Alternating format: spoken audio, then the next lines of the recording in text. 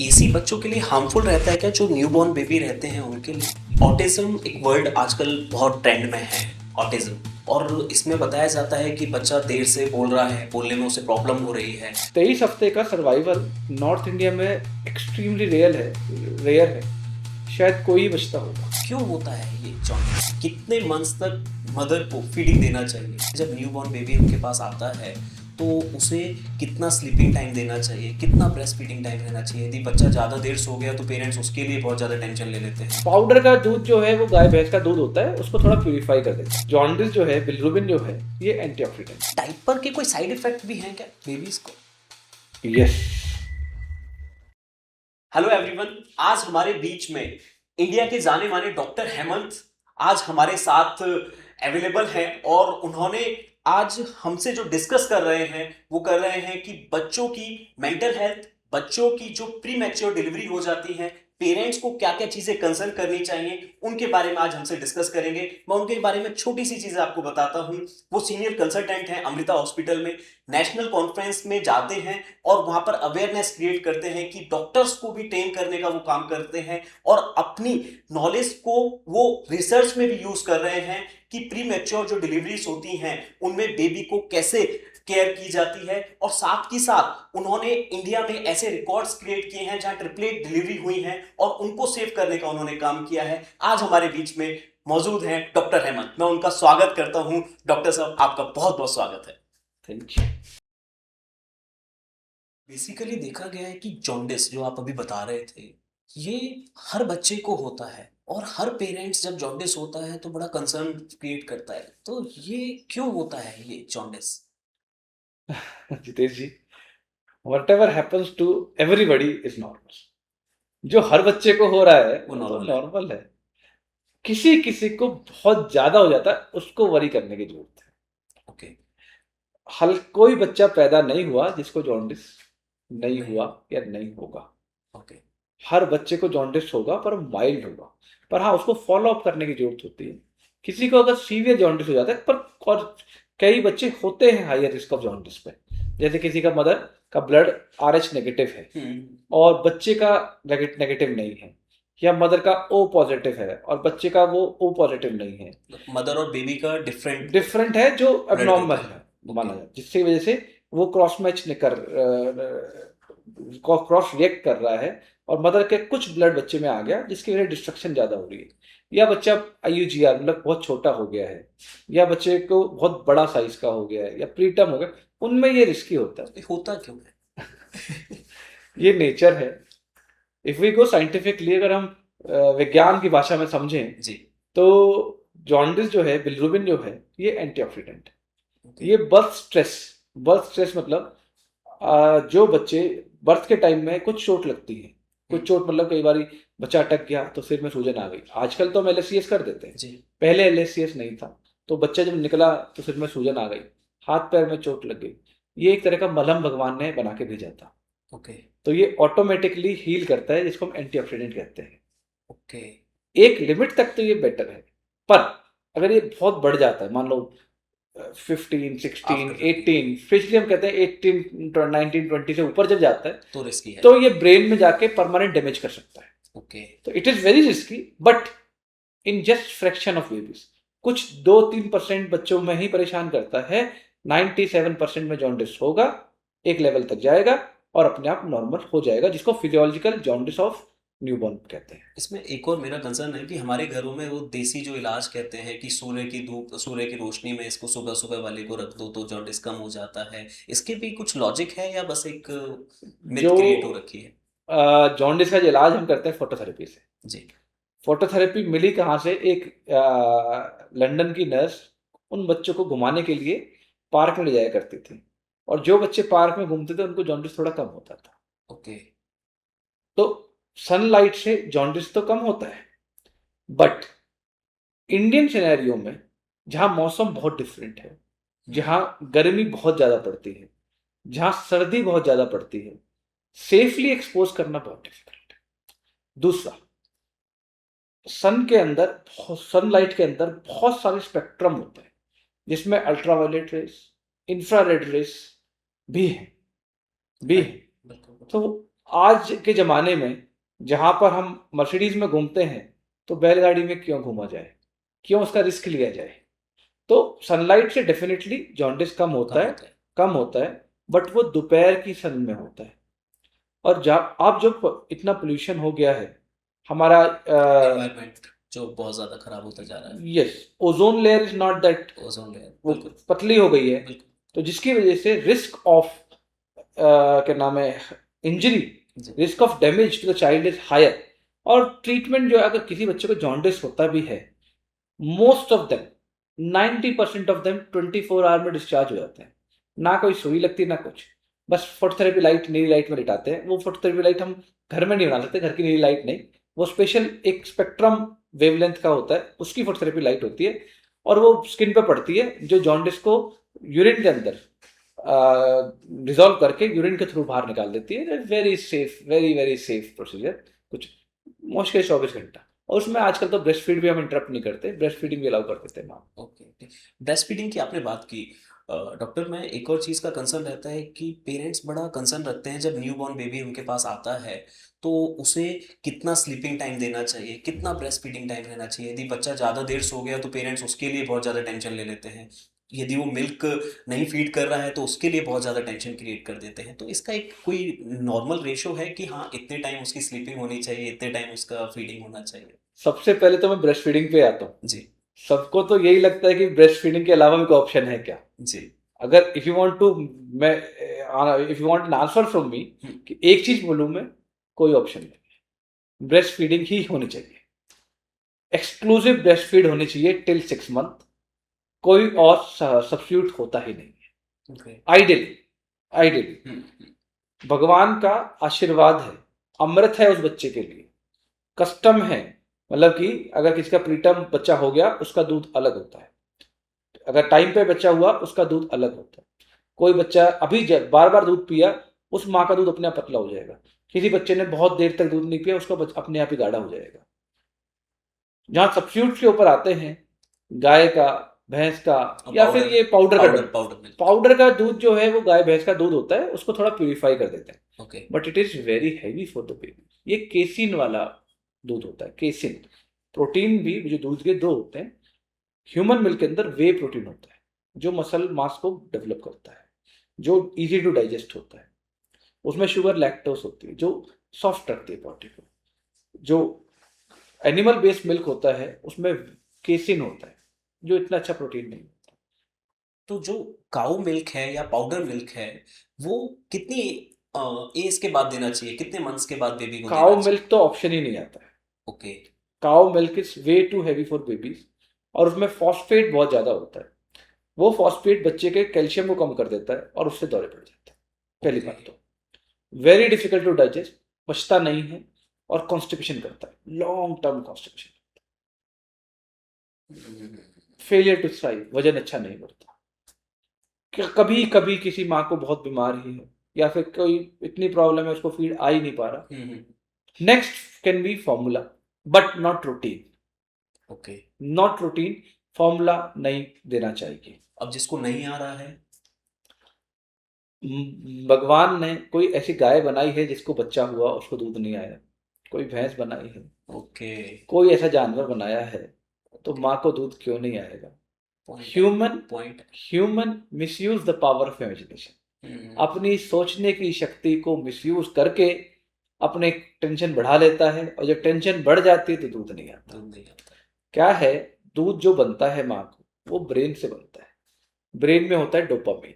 Okay dopamine dopamine जब बनेगा, जब माँ खुश होगी। खुश होती अब माँ को या तो कोई बता देता है दूध नहीं आ रहा, दूध नहीं आ रहा, या माँ को खुद को चिंता होती है दूध नहीं आएगा तो क्या होगा। तो पहली बात तो भाई बच्चा टॉपिक हुआ बनना ही है बंद हो जाता है। बिल्कुल तो वो वाली बात है, हम आगरा जा रहे हैं और जी। बस में बैठे हुए भाग रहे हैं, जल्दी पहुंच जाए, पहुंचना है। पहुंच शुरू के 1-2 दिन दूध कम आता है, और गाढ़ा दूध आता है, जो कोलेस्ट्रॉम कहते हैं, जिसको कोलेस्ट्रॉम कहते हैं। बच्चे को 2 दिन दूध की जरूरत भी थोड़ी कम होती है। ओके अगर नॉर्मल डिलीवरी हुई है तो मुझे नहीं लगता दूध कम आएगा। ओके सबको लगता है, हमारे यहाँ कितने सारी मदर आती है, पहले बच्चे में दूध नहीं आया था, मैं सबको कहता हूँ दूध से में जरूर आ जाएगा, चिंता मत करो, अभी काउंसलिंग नहीं करी है। उनको एनकरेज नहीं किया है, उसको डिस्करेज कर दिया है। बच्चा रोने, हर चीज पे बच्चा थोड़ा सा रोया, दूध पिला दो। There can be other reason also, और भी कारण होते हैं। गीला है बच्चा, कई बार नीचे नहीं लेना चाहता, गोदी में लेना चाहता है, पॉइंट है फ्रीक्वेंटली दूध पीना चाहता है। आपने बोला कितनी देर में दूध पिलाएं, कितनी देर सोने दें। जी। बच्चे ऑन डिमांड दूध पीते हैं और अपना उनका स्लीप साइकिल होता है। हम जो सोचते हैं बच्चा रात को सोए, ये सब हर पेरेंट्स का एक माइंडसेट अब रहता किसी है कि माँ से पूछो जो बच्चा पेट में था तो हिलता किस टाइम था? बिल्कुल। दिन में। हम्म, दिन में दिन बच्चा सोता मूवी, था हाँ जी, और रात को बच्चा हिलता हिलता था। था। रात को बच्चा मूव करता हम्म, था। आप किसी बच्चे को सुलाओगे तो क्या करोगे? हिलाते हिलाते हैं। हिलाते। तो जब माँ दिन में मूव कर रही थी पेट में लेके बच्चा, उस टाइम बच्चा सोता था। उस बच्चे को रात को जागने की आदत है और दिन में सोने की आदत है पिछले 9 महीने से। ओके। सडनली कैसे चेंज होगी? अगर हम स्पिरिचुअली देखें इसको, हम्म, नेचुरली देखें, घर तो अभी बने जी, पिछले 100 साल से। बिल्कुल मैं छोटा था, मैंने खुद ने झोपड़ी देखी हुई है। बिल्कुल, मोस्टली सब उसी में ही रहते थे पहले। तो मैं तो नहीं था, पर हाँ हमारे हमारे दादा बिल्कुल, परदादा परदादा खेत में रहते थे और झोपड़ी में सोते थे। वहां कुछ लोमड़ी वोमड़ी कुछ जानवर आया करते थे, उसकी सेफ्टी के लिए एक आदमी को उठना जरूरी है।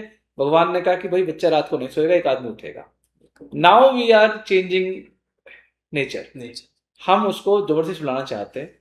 बच्चे नॉक्टरल बीइंग हैं, रात को नहीं सोएंगे। अगर ये एक्सेप्ट कर लोगे, आपका दूध आना शुरू हो स्टार्ट हो जाएगा। जाएगा। बहुत आपने अच्छा पॉइंट दिन में बताया। सो, रात को जब बच्चा उठता है, रात को बच्चे 1-1 घंटे, 1.5 घंटे, 2-2 घंटे में दूध पीते हैं। और दिन में बच्चे 3-3, 4-4 घंटे में दूध पीते हैं। पहले 2 दिन दूध कम पीते, बच्चा हुआ immediately half an hour 1 hour में दूध पिएगा और उसके बाद 4-5 घंटे की प्रोलॉन्ग सोएगा।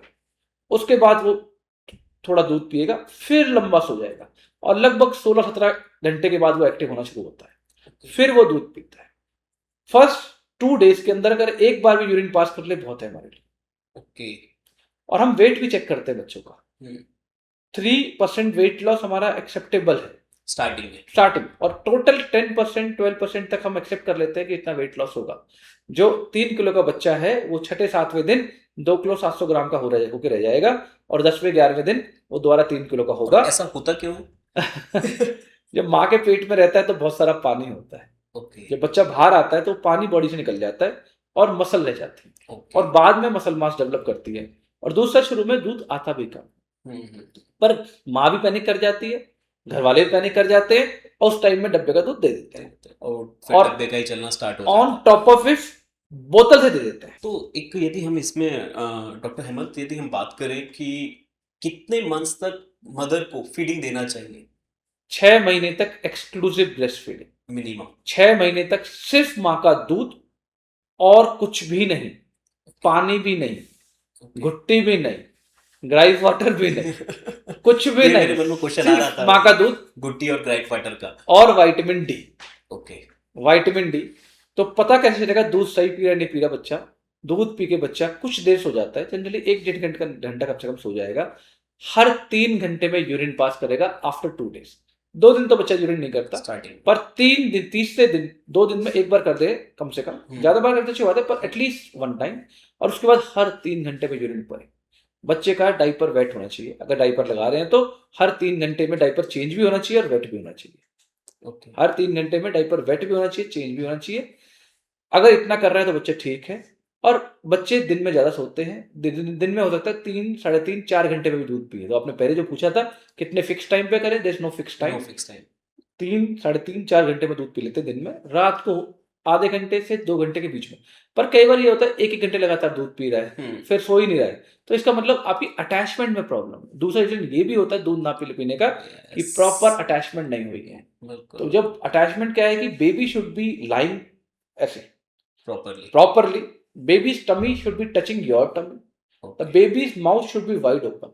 तो बच्चा हॉरिजॉन्टली लेटे आपके टमी में, आप आराम से बैठ के दूध पिलाएं, बच्चे का सिर आपके कोहनी पे आए, बच्चे के हिप्स यहाँ आपके हाथ में आए, चुपका के दूध पिलाएं ऐसे। आपका पेट, बच्चे का पेट टच होना चाहिए, बच्चे का मुंह वाइड ओपन होना चाहिए, ये नीचे वाला होठ है जो वाइड रोल्ड होना चाहिए आउटसाइड। और फिर वो निप्पल पे दूध ना पिए, एरियोला पे दूध पिए, जो पीछे काला वाला हिस्सा होता है स्तन के, उस पे पूरा दूध पिए, पीछे दूध दबा के आगे की तरफ लेके आए, जब दूध सही आएगा।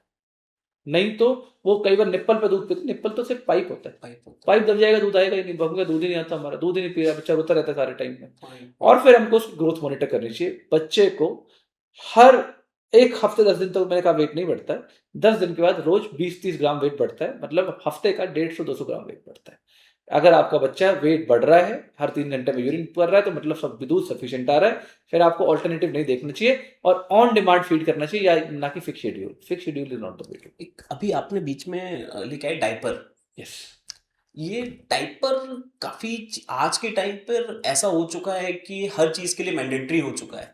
तो डायपर के कोई साइड इफेक्ट भी हैं क्या बेबीज को? यस। डायपर अगर आप लगाते हो तो you have to change it frequently. Okay. Reason mean, अगर डायपर में पॉटी लगी रह जाएगी, उसमें कुछ अनडाइजेस्टेड कार्बोहाइड्रेट होते हैं और वो स्किन को इरिटेट करते हैं, डायपर रैशेस करते हैं। ठीक है। दूसरा, जो पॉटी होती है वो बिल्कुल ऐसा नहीं कि उसमें इन्फेक्शन नहीं होता, यूरिन के अंदर कोई कीटाणु नहीं होते, पॉटी में काफी सारे कीटाणु होते हैं। अगर वो लगी रहेगी तो वो यूरिन में के थ्रू यूरिन में इन्फेक्शन कर सकती है। डॉक्टर, आपने बताया अभी कि ब्रेस्ट फीडिंग के बारे में, और आपने बहुत अच्छी चीज़ें बताई कि डोपामाइन के बारे में बताया आपने कि डोपामाइन क्रिएट होगा तो फीडिंग प्रॉपर तरीके से आएगा। तो एक सबसे पहली चीज़ जो देखने को मिली कि स्ट्रेस नहीं लेना है जब डिलीवरी हो जाए। ये आपने बहुत अच्छा कंसेप्ट बताया। एक और चीज़ मेरे माइंड में आती है कि हमारे इंडियन कल्चर में काजल को बहुत महत्व दिया जाता है, हनी को बहुत महत्व दिया जाता है कि होते ही हनी आप टंग से एक बार टच करना बहुत ज़रूरी रहता है, या काजल लगाना बहुत ज़रूरी होता है। कहते हैं कि आइस बहुत अच्छी रहती है। ऐसा कुछ है क्या? आप उसको किस तरीके से देखते हैं मेडिकल टर्म्स में? ये दादी नानी सारी आती है और सब कहते हैं हमने तो अपने बच्चों को लगाया था जी और आंख बड़ी हो जाती है। जी जी जी जी जी। काजल जो है it's a very good antiseptic. Okay. ये इन्फेक्शन की दवाई थी पहले, जब किसी को पुराना आदमी हो तो याद होगा, गांव में फोड़े फुंसी बहुत होते थे, आंख के अंदर इन्फेक्शन बहुत होती थी, तो उसकी बहुत बड़ी दवाई थी, स्टार्टेड लाइक दिस ओनली, कि आंखों की दवाई, पर अब इन्फेक्शन हो नहीं रही है। बट यहाँ नेजल लैक्रिमल डक्ट होती है जो काजल से ब्लॉक हो जाती है, तो आंख बड़ी हो या ना बड़ी हो, वो ब्लॉक हो, अगर डक्ट ब्लॉक हो गई तो आंसू बाहर गिरते रहेंगे और ऑपरेशन करना पड़ जाएगा। पहले जो काजल बनती थी घर पे बनती थी, उसका एक तरीका रहता था बादाम को पीस के और उसको ढक के, मतलब काफी अलग अलग तरीके होते थे। आज मुझे जो मार्केट में काजल है लोग बाग उसको भी बच्चों पे लगा देते हैं, वो अनहेल्थी काफी रहता होगा आई थिंक। मैं तो कहूँगा दोनों ही लगाने चाहिए। बेनिफिट क्या है आपको काजल से? अगर सुंदर लगता है बच्चा, नजर का टीका लगाओ, नजर का टीका लगाओ, कोई इशू नहीं है। बट वो कुछ भी लगाओ, बट घर का या बाहर का बना हुआ, अगर उसने नेचुरल एनिमल डक को ब्लॉक कर दिया, इवेंचुअली आपको बच्चे को ऑपरेशन करना पड़ जाएगा। Okay. Why you want to take this? Block का कैसे रीजन रहता है? इन्फेक्शन क्रिएट होता है? इन्फेक्शन नहीं, वो सूत जो होता है, जो काला सूत होता है, जी। वो छोटा सा पाइप, पतला सा पाइप होता है, ओके। उस पाइप में वो इकट्ठा होता रहेगा और ब्लॉक कर देगा। आइस के अंदर ही? आइस के अंदर एक यहाँ आंसू बनते हैं जी। और वो आंसू कंटिन्यूअसली नाक के अंदर ड्रेन करते हैं ओके। नासोलैक्रिमल डक्ट के थ्रू, ओके। और वो ब्लॉक हो जाती है। इसी तरह हनी जो था, हनी अभी पहले क्या हुआ, बच्चा हुआ, माँ दूध नहीं पिला पाई, तो उसको हनी दिया तो शुगर मेंटेन हो जाती थी। अभी तो बच्चे सब हॉस्पिटल में होते हैं, और हाई रिस्क मदर का अगर बच्चा है कोई, तो हाई रिस्क बेबी का हम शुगर चेक कर लेते हैं।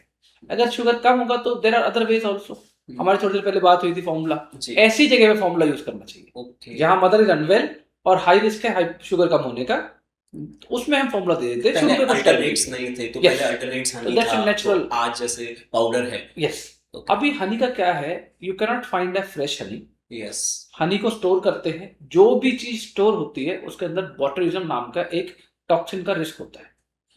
इंडिया में ही पाया गया, जिस बच्चे को हनी चटाया जा रहा था सडन डेथ हो रही थी। ओके। तो हनी इंक्रीजेस डेथ, तो Honey should not be given. और जिस बच्चे को हनी चटाते हैं, ज्यादा क्वांटिटी में चटा दिया, वो माँ का दूध नहीं पिएगा, मीठा का जिस आदत पड़ जाएगी वो नॉर्मल दूध नहीं पिएगा। तो kajal and honey should not be given, बिल्कुल बिल्कुल बंद कर दो। वो वाली बात है, काजल लगाना मर्सिडीज जमाने में बैलगाड़ी पे घूमना। सर, अभी आपने बहुत अच्छी चीजें बताई काजल के ऊपर कि उसके क्या इफेक्ट पड़ते थे पहले और अब क्या पड़ते थे। एक हमारे इंडियन कल्चर में एक बहुत बड़ा मिथ है ऑयल मसाज का, और उसके लिए यहाँ पर ये माना जाता है कि मसाज करना बहुत ज़रूरी रहता है बेबी के लिए, और सबसे ज़्यादा रहता है कि उसके लिए मसाज के लिए मेड अलग से बुलाई जाती है, और उसको पूरा राइट दे दिया जाता है कि मेरे बच्चे के साथ अब कुछ भी कर लो, तुम उसको कैसा भी घुमा लो, वो तुम्हारा गुड्डा है, जैसा आप कर सकते हो वैसा कर लो, पर इसकी बॉन्स बहुत मजबूत हो जानी चाहिए, हेल्थी होना चाहिए। इस पर आपका क्या अपना एक थिंकिंग प्रोसेस है?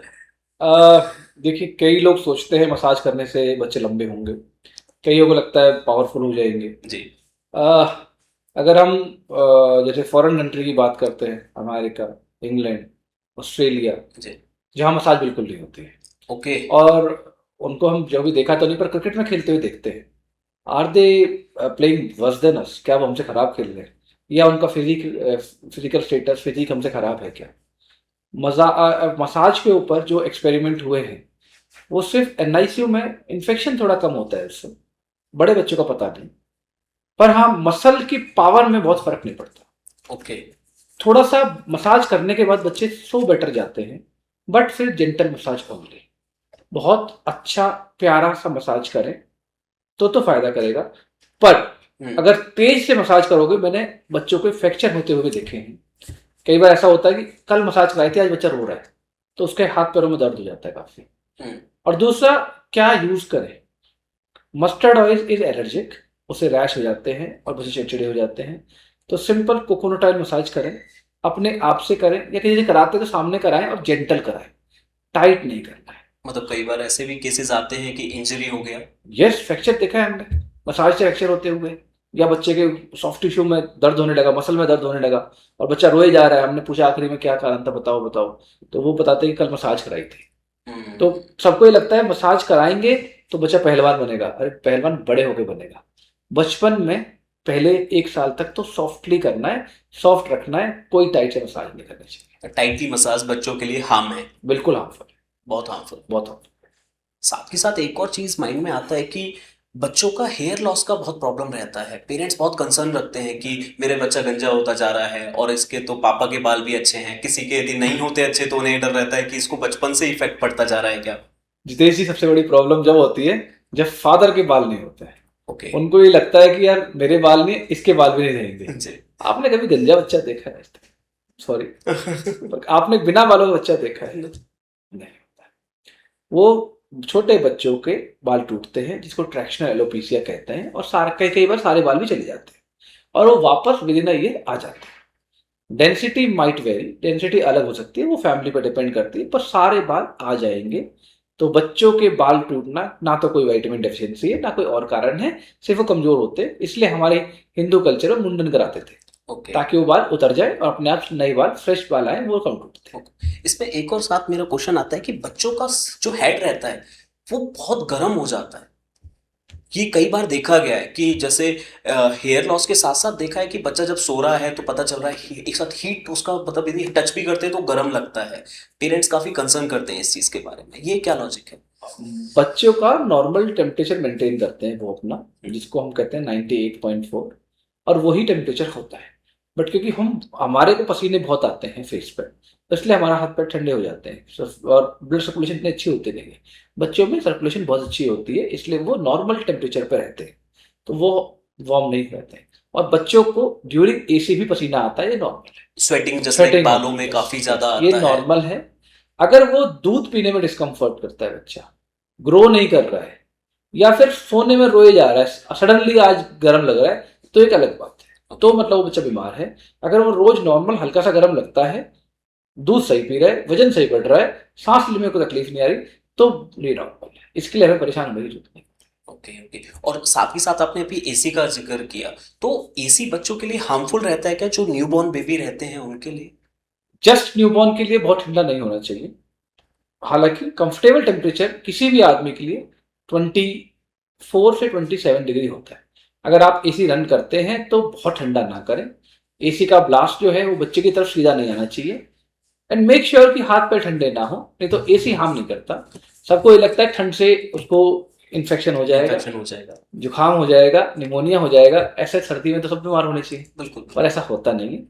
आप नॉर्मल टेम्परेचर पर रखें, जिस टेम्परेचर में आपको कंफर्टेबल लग रहा है वो बच्चे के लिए ठीक है। उसमें एक लेयर एक्स्ट्रा कपड़ा डाल दें बस, ओके। अगर एसी रन करते हैं तो पतली कॉटन की कैप पहनो। और टेम्परेचर जो होना चाहिए 24 to 27। 26-27 is ideal temperature. अपने रूम पे एक थर्मोमीटर लेके आ जाए और वो लगा दें। और एक पेरेंट्स को सबसे ज्यादा रहता है फ्रेगनेंस, जैसे कोई डिओ यूज कर रहा है, कोई परफ्यूम यूज कर रहा है और बेबी को फिर उसको वो गंदे से लगा रहे हैं और बेबी के वो नॉइज में एक साथ जाता है, उसका कोई साइड इफेक्ट पड़ता है बच्चों को? बहुत स्ट्रॉन्ग परफ्यूम तो यूज करना ही नहीं चाहिए। कोशिश करें परफ्यूम बच्चे के आसपास ना यूज करें। बच्चे बहुत इरिटेट होते हैं उससे। कई बार ये पाया गया है कि बच्चे बहुत रो रहे थे तो उनसे पूछे कहाँ, कुछ भी नहीं, कल पार्टी गए थे। तो आखिरी में उनसे बात करते तो हाँ परफ्यूम लगाया था। ओके। तो उनकी सेंस काफी अच्छी होती है, जो सिर्फ मदर की सेंस को पसंद करते हैं। फॉरेन जो स्मेल होती है वो बच्चों को पसंद नहीं आती। तो it's not a natural smell for the child, they not like it. और जो आपके पास ऐसे बच्चे आते होंगे, कॉलिक आजकल आप बहुत ट्रेंड में वर्ड सुनते होंगे कि टमी में पेन हो रहा है, और कॉलिक वर्ड बहुत ज़्यादा ट्रेंडिंग में रहता है जितने भी बड़े हॉस्पिटल रहते हैं। पेरेंट्स बड़े परेशान रहते हैं, उन्हें ये समझ नहीं आता गैस का है या किस चीज़ का ये पेन है। ये यूनिवर्सल प्रॉब्लम है। ओके। और जब मैंने बताया एक बार पहले भी, जो यूनिवर्सल प्रॉब्लम है वो नेचुरल है। क्या है, बच्चे जब दूध पीते हैं कई बार चुपका चुपका के दूध नहीं पीते, कई बार रोते हैं, और कई बार दूध पीते पीते बहुत सारी गैस अंदर ले जाते हैं। रोते हैं, गैस अंदर ले जाते हैं। अब that gas has to escape. उस गैस को बाहर निकलना है, चाहे वो मुंह से निकले चाहे वो नीचे फाट के थ्रू निकले। ठीक है। और कई बार दूध अंदर जो पेट में रहता है, कॉलोनिक बैक्टीरिया डाइजेस्ट करते हैं, उसके अंदर भी थोड़ी गैस बनती है। तो गैस का क्या सॉल्यूशन? तो गैस नॉन नेचुरल है। पहली बात तो कम कैसे कर सकते हैं, एक तो बच्चे को दूध पिलाने का कंधे पर रखे डकार दिलाए। ठीक है, वो टैप टैप करते हैं। टैप टैप करें। बच्चे को उल्टा जब जगे हो तो टमी टाइम दे उसको, उल्टा लिटाए। कभी कभी सोते सोते भी पेट पे अपना लिटा के बर्पिंग कर सकते हैं। ठीक है। बच्चे को ज्यादा रोने ना दें।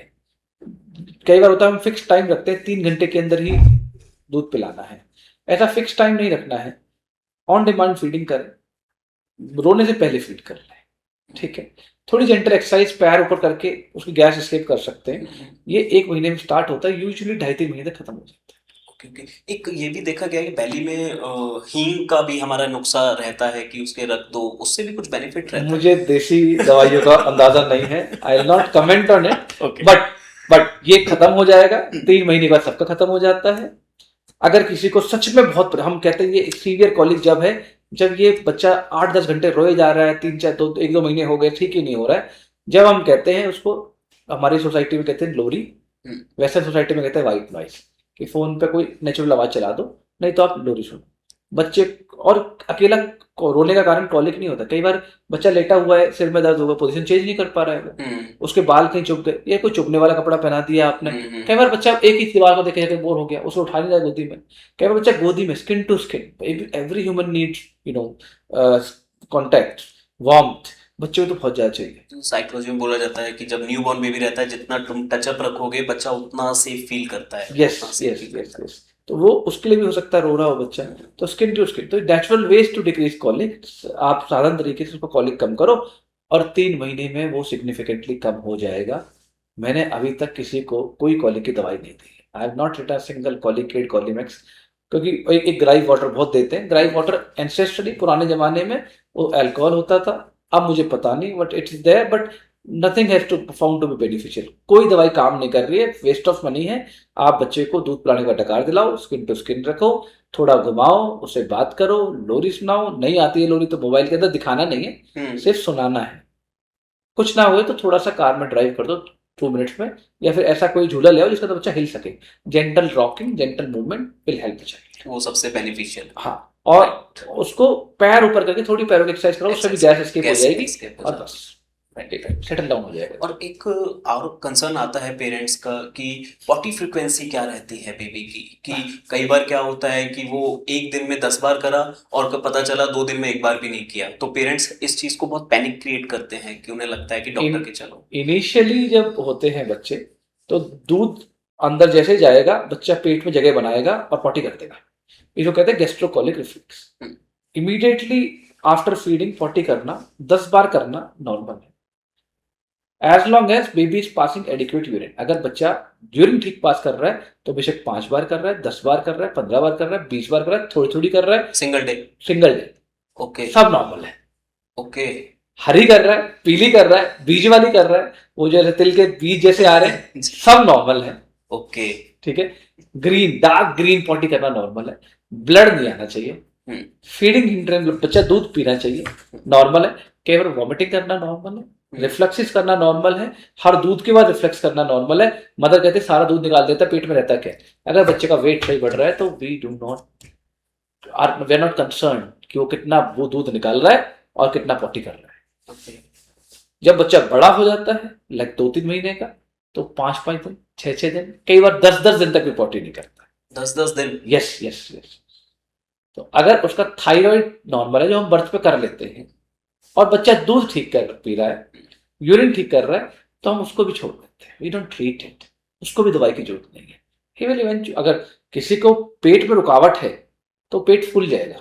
अगर पेट टच करने में सॉफ्ट है, सही दूध पी रहा है, यूरिन ठीक कर रहा है, otherwise baby is active normal, तो वी आर। पर हाँ, बच्चे ने पहले 24 घंटे में एक बार पॉटी जरूर कर लेनी चाहिए, और शुरू शुरू के कुछ दिन में फ्रीक्वेंट पॉटी करनी चाहिए। सर, एक और बड़ी मेजर प्रॉब्लम है कि आजकल पेरेंट्स बहुत कंसर्न करते हैं कि बच्चा देर से बोलता है, बच्चा चलता देर से है, उसकी एक्टिविटी जो होती है वो डिले होती जा रही है, और पेरेंट्स बहुत कंसर्न है इस चीज के लिए।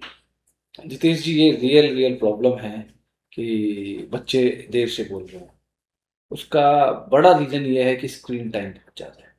जब मैं छोटा था तो बस एक संडे को एक टीवी में सीरियल आता था महाभारत, उसके अलावा कुछ आता नहीं था। महाभारत, रामायण। Yes. उसके अलावा कभी आता नहीं था। मोबाइल तो थे ही।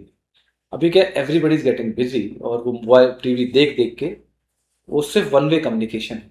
तो बच्चे सिर्फ सुन रहे हैं, बोलते हैं। मेन रीजन यही है ना बोलने का।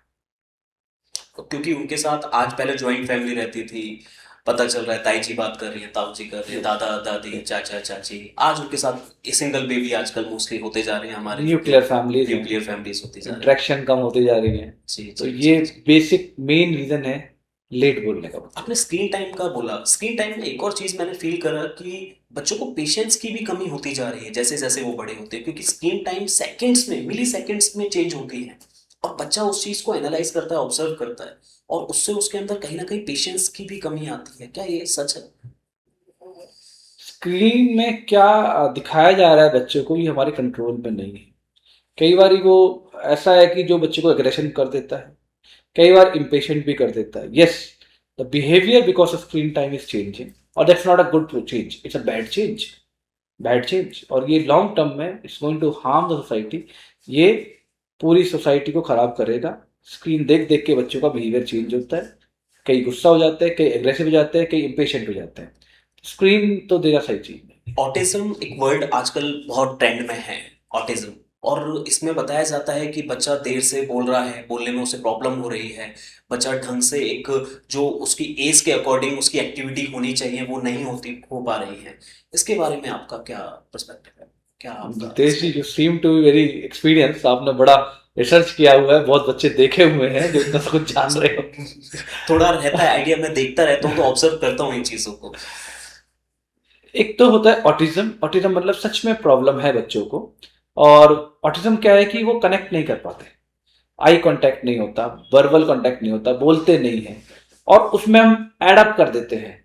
एडअप मतलब टीवी दिखा दिखा के, स्क्रीन टाइम, कम्युनिकेशन नहीं करते। तो कई बच्चे तो सच में उनको प्रॉब्लम है भी, और कई को बढ़ भी जाती है। जैसे सोसाइटी में देखते हैं गुस्से वाला आदमी है, पर उसका गुस्सा बढ़ा दिया। तो ऑटिज्म कुछ तो जेनेटिक है, उस बच्चे में कमी है, कुछ एडअप हो गया। और कई सारे बच्चे जो हमको आता है बेटा ऑटिस्टिक ट्रेट, वो सच में ऑटिस्टिक नहीं होते, उनको टीवी ज्यादा दिखाया गया, स्क्रीन टाइम ज्यादा, उनके ब्रेन पे भी इफेक्ट पड़ता है। बहुत फर्क पड़ता है। इमेच्योर ब्रेन इमेजिन, उसे क्या पता सच्चे नहीं है। एक बच्चा पहाड़, पहले शक्तिमान देखते थे, शक्तिमान देख देख के बच्चा कूद जाता था। ऐसे ही वो देखता है some guy he jumping around here and there, बच्चा कूद रहा है, आदमी कूद रहा है, छोटे छोटे बच्चे क्या क्या कर रहे हैं, भीम बने हुए हैं। छोटे बच्चे को थोड़ी पता ये सच है, ये ड्रीम लैंड है। तो ये स्क्रीन टाइम ही सबसे मेन जड़ है इसकी, ये कह रहे हैं आपकी। और एक और चीज देखा जा रहा है कि बच्चों को खाना खिलाते टाइम भी हम स्क्रीन टाइम का यूज कर रहे हैं, कि बच्चा ध्यान उसका कंसंट्रेट सारा टीवी पर है और बस मुंह में जा रहा है और वो अंदर जा रहा है, वो फील नहीं कर पा रहा। ये सब पेरेंट्स की प्रॉब्लम है, मेरा बच्चा खाना नहीं खाता। आप अपने बच्चे का वेट चेक करा लो इंडियन स्टैंडर्ड्स के हिसाब से। 1 साल का बच्चा लड़का 10 किलो का, 2 साल का बच्चा 11 से 12 किलो का, 3 साल का 13-14 किलो का अगर बच्चा है तो बच्चा ठीक खाना खा रहा है आपका। बच्चे जैसे बड़े होते हैं डाइट कम हो जाती है, स्क्रीन दिखा के जबरदस्ती खाना नहीं खिला के ओवर फीडिंग करना इज अ प्रॉब्लम। वो लेट ऑनसेट ओबेसिटी करेगा, बाद में बच्चे का मोटापा बढ़ेगा। ओके। तो टीवी दिखा के तो कुछ भी नहीं करना चाहिए। इसका जो साइड इफेक्ट आप बता रहे हैं, बाद में बच्चा मोटापा गेन करेगा ही करेगा। यस, टीवी देख के खाना खाना इज डेंजरस, नहीं करना चाहिए। आपने कितनी बार टीवी देख के खाना खाया था? पॉइंट। हम तो खेलते खेलते खाना खा लेते थे, पता चल रहा है। बच्चों को खिला के खाना खा रहे हैं, भूख वहां लगेगी। भूख वहां लगेगी। टीवी में बैठेगा, एनर्जी वेस्ट यूज ही नहीं हो रही है उसकी, तो भूख कहाँ से लगेगी? बिल्कुल बिल्कुल बिल्कुल बिल्कुल। एक और मैंने कंसर्न देखा डॉक्टर कि बच्चा जब स्टार्टिंग में न्यू बॉर्न रहता है और वो जब 2 मंथ्स 3 मंथ्स 4 मंथ्स का हो जाता है तो उसको फीवर आता है, और नॉर्मल फीवर उसको अपना आता है, और वो 3-4 दिन के लिए रहता है, ठीक हो जाता है। बट आजकल के पेरेंट्स बहुत ज़्यादा उस चीज़ को हाइप क्रिएट कर देते हैं और उस नॉर्मल फीवर के लिए जो नॉर्मल क्लिनिक्स हैं उन पर जाते हैं, क्योंकि मैंने केस देखा था ऐसा। नॉर्मल क्लिनिक्स पे जाते हैं, क्लिनिक्स वाला उनको डोज देता है, डोज देने के बाद वो बच्चा थोड़े दिन के लिए ठीक हुआ, फिर दोबारा उसको फीवर आया, फिर उन्होंने डोज दिया, और वो डोज इतनी ज़्यादा उनको प्रॉब्लम कर जाती है कि बच्चा इरिटेट होना स्टार्ट कर देता है, वो अपने बाल खींचने लगता है, बहुत इरिटेटेड फील करता है। फिर उसके बाद उनको हाँ। कोई सजेशन देता है कि तुम इसको झाड़ा लगवा लो, हमारे यहाँ नॉर्मल लगता है। फिर वो किसी तांत्रिक के पास जाते हैं, फिर वो उसको कोई विभूति टाइप देते हैं, कोई चूरन देते हैं कि इससे ठीक हो जाएगा, और वो बच्चे का पूरा, पेरेंट्स का, उस घर का पूरा माहौल चेंज हो जाता है। ये चीज़ आजकल बहुत ज़्यादा देखी जा रही है। Oh, quackery is the real problem of India. वो बंगाली दवा, जी जी जी। बंगाली बाबा, बाबा झाड़ा। ये सच में रियल ट्रीटमेंट को डिले करते हैं। पहली बात तो जो आपका पहला क्वेश्चन था कि बच्चा बीमार होता है, पहले 1 2 3 महीने का बच्चा अगर ब्रेस्ट फीड करता है तो जनरली बीमार नहीं होता। 1 महीने से बच्चे को, छोटे बच्चे को अगर फीवर है तो सीरियस कंसर्न है, इमीडिएटली उसको एडमिट कराना पड़ेगा या दिखाना पड़ेगा, एटलीस्ट डॉक्टर देखेंगे। बड़े बच्चे को जुकाम खांसी हल्का सा बुखार होता रहता है, हर 15 20 दिन में होता है, और उसको इलाज कराओ या ना कराओ 2 3 दिन में ठीक हो वो जाता उसकी है। इम्यूनिटी भी कहीं ना कहीं बन रही होती है। यस। तो अगर बच्चा दूध नहीं पी रहा, यूरिन पास नहीं कर रहा, सांस लेने में तकलीफ हो रही है, तो उसको डॉक्टर को इमीडिएटली दिखाओ। और यूजुअली बच्चे डॉक्टर को, प्रॉपर डॉक्टर को दिखा दो, और वो कुछ भी नहीं कहेंगे। एंटीबायोटिक मिसयूज हो रही है, अगर आप क्वैक को जाएंगे तो एंटीबायोटिक दे देना है या स्टीरॉइड दे देना है, और या फिर वो खांसी की दवाई दे देना है। जो आजकल अभी केस हुआ था भोपाल के अंदर या मध्य प्रदेश में, जहां पर बच्चों की डेथ हो गई थी, तो कफ सिरप तो गवर्नमेंट ने कह दिया 2 साल से पहले देना ही नहीं देना चाहिए। ही नहीं चाहिए। Not helpful at all, not helpful at all. और ये अगर हम कफ सिरप देते रहेंगे तो या तो बच्चे को ड्राउजी करेगा, या बच्चे के ब्रेन में कुछ ऐसे चेंजेस कर देगा जिससे बच्चा इरिटेबल हो जाएगा, और उससे बच्चे को हार्म हो सकता है। तो ना नींद की दवाई देनी है, ना स्टिमुलेंट देना है। कई कफ सिरप के अंदर कैफीन भी होता है जो बच्चे को एक्टिव करता है, वो भी ठीक नहीं मतलब। तो आपको डेंजर साइन सीखने पड़ेंगे। डेंजर साइन इज दूध नहीं पी रहा, यूरिन नहीं कर रहा, डर लग रहा है आपको, तो प्रॉब्लम। या फिर फीवर लंबा चल रहा है, अगर हल्के जुकाम के साथ में लो ग्रेड फीवर है तो आप बस पैरासिटामोल दे दो और जनरली ठीक हो जाता है, और अपने डॉक्टर को दिखाओ वहां पर जाके। तो बेसिकली एक तो कंसर्न डॉक्टर के पास जाना चाहिए, जो यस, बेसिकली एमबीबीएस है, एमडी है, और आप मोस्टली बच्चे को तो सिर्फ एमडी पीडियाट्रिक्स को ही दिखाना चाहिए, अनलेस वो अवेलेबल नहीं है तो अलग बात है। नहीं तो एमडी पीडियाट्रिक जो बच्चे के डॉक्टर हैं इनको ही दिखाएंगे तो बेटर है, वो समझ पाते हैं। समझ पाते हैं, क्योंकि उनको यदि पता चल रहा है ये नॉर्मल वायरल फीवर है तो उन्हें पता है ये 3 दिन के अंदर ठीक हो जाएगा या 5 दिन के अंदर ठीक हो जाएगा। यस, वायरल फीवर्स में तो दवाइयों की, एंटीबायोटिक्स की जरूरत नहीं होती है, बिल्कुल जरूरत नहीं होती है। टू बी ट्रू, मैंने पिछले 3 साल में वायरल फीवर में एक बार भी एंटीबायोटिक नहीं लिखी है, और एक भी मेरे को ऐसा नहीं मिला कि आई मिस एनी चाइल्ड और मेरा कोई बच्चा बीमार ज्यादा हो गया, नहीं, ऐसा कभी नहीं हुआ। But you have to understand what is viral fever, and वो आपके डॉक्टर को जरूर आता होगा। और कोई एंटीबायोटिक लिख भी रहा है तो पूछ लो उनसे, सर ये वायरल लग रहा है आपको, और वायरल लग रहा है तो can be wait for a day, एक दिन और इंतजार करके देख ले। पर ये इंश्योर करना कि दोबारा डॉक्टर को दिखाने जाना है, ऐसा नहीं कि आप गए नहीं और 4 दिन बाद कहते हो कि आपने मेरे बच्चे का इलाज सही नहीं किया। बेसिकली ये है कि कंसर्न डॉक्टर के पास जाएं और आपका बच्चा सेफ रहेगा। यदि आप कहीं मिसगाइड हो जाते हैं फिर वो प्रॉब्लम तांत्रिक तक, झाड़ा तक, फूस तक पहुंच ही जानी है। तांत्रिक तक जब जाओगे ना तो वो टाइम जो बच्चे का इलाज होना चाहिए वो मिस हो जाता है। मिस हो जाता है। एक एग्जांपल देता हूँ मैं। एक बच्चा था गुड़गांव में, और उसको एक प्रॉब्लम हुई थी ब्रेन में, उसको इन्फेक्शन था और उसका इलाज चल रहा था। किसी ने बताया वहां भी चले जाओ। वहां वो सोनीपत के पास में एक बाबा के पास गए, और उस बाबा ने कहा 15 दिन की दवाई। तो बच्चा 15 दिन बाद इतना मोटा सिर लेके आया हमारे पास में, and we could not help, उस बच्चे की मदद नहीं कर पाए। जो 15 दिन जो वेस्ट हुआ उस तांत्रिक के टाइम में, क्या करें उसका? किसी और देश में नहीं होता कि वहां लोग जी नहीं रहे हैं। इन चक्करों में न मत पड़ो, कोई फायदा नहीं। इन चीजों से अवॉइड करो जितना कर सकते हो। कई लोग कहते हैं मरे के पास मत जाओ, अब डॉक्टर्स तो कई बार वहां रहते हैं, पॉइंट। उन्हें तो कुछ नहीं हो रहा। बिल्कुल बिल्कुल। आप साइंटिफिक टेम्परामेंट लाओ अपने बच्चों में, अपने अंदर लाओ, छोड़ दो। सर आपने बताया कि इस टाइप से पेरेंट्स की एक जो होप होती है आप उसको रियलिटी में कन्वर्ट करते हैं, तो जब आप अब तक ऐसे कितने पेरेंट्सों को बहुत जिनकी एक होप थी और आपने उनकी वो ड्रीम को फुलफिल कर दिया, ऐसे आपका अपना पर्सनल एक्सपीरियंस कितना रहा होगा कि जो 5.5 या 6 मंथ्स के जो बेबीज को आपने प्रिक्योर किया होगा, बचाया होगा और आज वो बिल्कुल हेल्थी हैं, उनके साथ आपका कैसा एक्सपीरियंस भी रहता है? पेरेंट्स आपको तो भगवान मानते होंगे उस टाइम पर। जो हमारी टीम है, हम यूजुअली जितने बच्चे पैदा होते हैं जी 38 to 40 वीक पे पैदा होता है, 38 से 40 हफ्ते पर, और हम उसके 4 हफ्ते बाद तक भी आईसीयू में रखते हैं। बाकी उसके बाद में ओपीडी और पीडियाट्रिक में देखता हूँ मैं बच्चों को। जो रियल चैलेंज होता है वो होता है 28 हफ्ते से पहले। जी। पिछले साल हमने लगभग 30 से 35 28 हफ्ते से कम के बच्चे ट्रीट किए थे इन अ जो सिंगल ईयर। सर्वाइव कर, हाँ लास्ट ईयर। अभी हर साल का डाटा तो याद नहीं रहता, बट लास्ट ईयर इतना था। और लकीली लगभग 13-14 उसमें से वो बच्चे थे जो 25 हफ्ते से कम के थे, 25 वीक एंड बिलो। और लकीली हमारे पास लास्ट ईयर 3 बच्चे थे जो 23 हफ्ते के थे। 23 हफ्ते का सर्वाइवल नॉर्थ इंडिया में एक्सट्रीमली रेयर है। शायद कोई ही बचता होगा, शायद कोई। Nice numbers. और किस्मत से एक ट्विंस हमारे यहाँ 23 वीक के बच गए थे, एक बॉय एक गर्ल, 500 ग्राम के। 23 हफ्ते मतलब 5 महीना लगभग।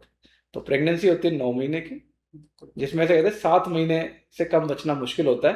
पर आपने वो जो चैलेंज है वो 6 महीने से नीचे का है। 6 महीने के नीचे। 6 से 7 महीने वाले 70, 80, 90% तक सर्वाइव कर जाते हैं। इन बच्चों की जो एक, जब ये बच्चे बिल्कुल नॉर्मल 4-5 साल के हो जाते होंगे तो इसमें कुछ फिजिकल चेंजेस रहते हैं? हमें मॉनिटर करना पड़ता है। देखो कुछ तो हमें पता चल जाता है कि ऐसा नहीं होता कि बिल्कुल पता ही चलेगा। हम 3-4 चीज करते हैं, जैसे एक अल्ट्रासाउंड करके देखते हैं। अगर अल्ट्रासाउंड में किसी को ब्लीडिंग हो गई है ब्रेन में, तो वो नॉर्मल रहेगा, उसके चांसेस थोड़े कम है। मेजर ब्लीडिंग हो गई है।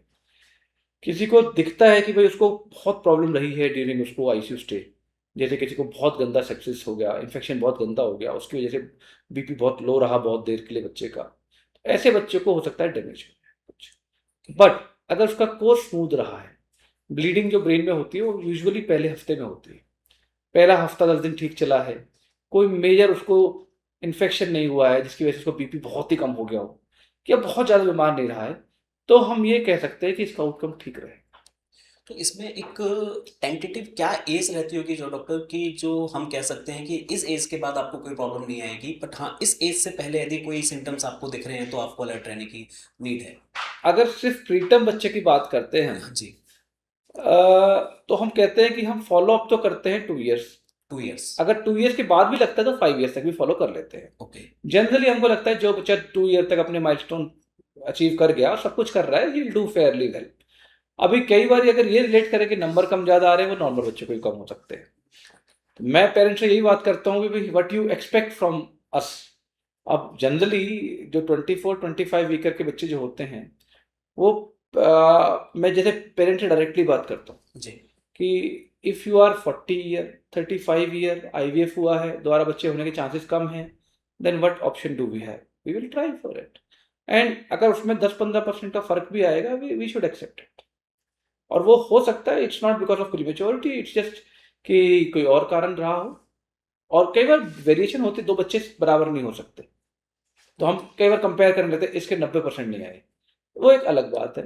बट जो मैंने अपने फॉलोअप में देखे हैं, most of them 90% of them are doing fairly well. जो अपना नॉर्मल काम करते हैं जैसे हमारे नॉर्मल बच्चे कर रहे हैं, जो स्कूल जाते हैं, जो पढ़ाई ठीक ठीक कर पाते हैं, और मेजर लिमिटेशन उनकी लाइफ में नहीं। तो और ये सब हम शुरू में पता चल जाता है जैसे किसी को ब्रेन ब्लीड हुआ, मेजर ब्लीड हुआ, जिसको हम 4 कैटेगरी ब्रेन ब्लीड बताते हैं, ग्रेड 1 2 3 4। तो ग्रेड 3 4 वाला अगर ब्लीड होता है, तो unless the family is very desperate कि हमें तो बच्चा चाहिए किसी हालत में, हम उसे कहते हैं कि इसको अभी हम we can think of not continuing care. पर अगर वो 1 हफ्ता पार कर गया अच्छे तरीके से, और उसका फीड हम दूध पिला पा रहे हैं, वेंटिलेटर हटा पाए हैं, और बच्चा एक्टिव है, तो हम कहते हैं why not continue, this child is going to be normal later in the life. ये बिल्कुल ठीक करेगा। तो बेसिकली हम जो एज को लें तो वो 2 इयर्स और maximum 5 years. 2 years maximum 5 years, 2 5 years. Years में पता चल जाता है।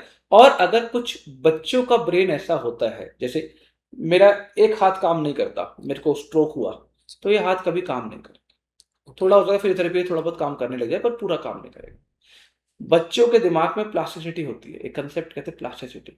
उसमें जैसे हमारा स्विच होते हैं ब्रेन के अंदर, ये वाला स्विच हमारे राइट हैंड के लिए है, ये वाला स्विच हमारा लेफ्ट हैंड के लिए है, ये पीछे वाला स्विच हमारा आईज के लिए है, ये सोचने के लिए। एक पार्ट ऑफ ब्रेन में मान लो छोटा सा डैमेज हो गया, the other part of the brain, जो दूसरा हिस्सा है ब्रेन का, वो उस वाले हिस्से का काम ले लेगा। ओके। और हो सकता है ये हाथ जो इस साइड से चलता था, हल्का सा इस साइड से भी चलने लगे। तो इवन इफ थोड़ा बहुत उसको प्रॉब्लम आई है, अगर हम मेहनत करते हैं, कॉन्टिन्यूस फिजियोथेरेपी करते हैं, थोड़ा सा थेरेपी लेते हैं बच्चे का, ही माइट कम नॉर्मल। तो ये केवल बच्चों के साथ है या कि जो बड़े हो जाते हैं आफ्टर 18 उनके लिए भी पॉसिबिलिटीज हैं या केवल? फिजियोथेरेपी और रिहैबिलिटेशन हेल्प तो सबको करता है, ओके। बट बच्चों को मैक्सिमम हेल्प करता है। बच्चों। बच्चों को, क्योंकि एक कंसेप्ट प्लास्टिसिटी का है, वो ग्रो कर रहा है। जैसे छोटे बच्चे को थोड़ी पता है मेरा ये वाला हाथ चलेगा, ये वाला हाथ चलेगा, तो उसको हम जैसे ये वाले हाथ में दिक्कत है, तो इस वाले हाथ को रिस्ट्रिक्ट करेंगे थोड़ा सा, और इसको ज़्यादा मूव कराएंगे। ये आपने बहुत अच्छी बात बताई कि ब्रेन यदि हमारा इधर से वर्क कर रहा है इस हैंड के लिए और इस तरह से यदि ये नहीं कर रहा है बाई चांस, तो दूसरा वाला भी हमारा काम कर सकता है। यस, उसमें ये मेहनत चीज करनी पड़ेगी, एक्टिव करना पड़ेगा। The other part of the brain take over, जिसको प्लास्टिसिटी कहते हैं। It's very well known phenomenon. Okay okay. ठीक है। तो डॉक्टर एक और इसमें मेरा कंसर्न है कि आप जो बच्चों को सरवाइव करते हो, जो प्री मैच्योर डिलीवरी होती है और वो बच्चे सरवाइव करते हैं, उनको बचाया कैसे जाता है? जैसे एक नाम आता है नीकू, NICU, और उस नीकू के वर्ड से काफ़ी पेरेंट्स बहुत डर जाते हैं। और इंडिया में, हमारे नॉर्थ इंडिया में तो खासकर यदि बच्चे को ये बता पेरेंट्स को ये पता चल जाए कि वो नीकू में चला गया है, तो उनकी आधी सी होप तो मर जाती है कि उन्हें ऐसा लगता है पता नहीं अब क्या ही होगा। तो ये नीकू का जो एक डर है, ये इसको थोड़ा सा आप एक्सप्लेन करो कि हमारे व्यूअर्स को ये पता चले कि इसका एक्चुअल में डर है या नहीं। सी, ये कांच की पेटी का कोई कॉन्सेप्ट है, जो कांच की पेटी, कांच जी की पेटी। जी। मेडिकल साइंस इवॉल्व कर रही है। ओके। 20 साल 30 साल पहले मेडिकल बहुत ही बेसिक था, मतलब अंग्रेजी दवाई कहते हैं ना, अंग्रेजी जी दवाई। जी When ये स्टार्ट ही 1950-60 से हुई है, जी। जब हमारी आयुर्वेद या होम्योपैथ ढलान पे आई, वो नहीं कर रहे थे, then it started picking up. मुझे अपना बचपन याद है कि यहाँ छोटी छोटी बीमारियां बहुत ज़्यादा होती थी। गांव में किसी को फोड़ा फुंसी हो गया, उसका इलाज क्या होता था, नहीं होता था। अभी किसी को फोड़ा फुंसी होता तो फट से इलाज होता था। किसी को अपेंडिक्स का दर्द हुआ तो वो तड़पता था बेचारा, अभी फटाफट। तो ट्रीटमेंट इम्प्रूव कर रही है। निकू से जब तक डॉक्टर ना बोले डरने की जरूरत है, जब तक डरने की जरूरत नहीं है। ओके।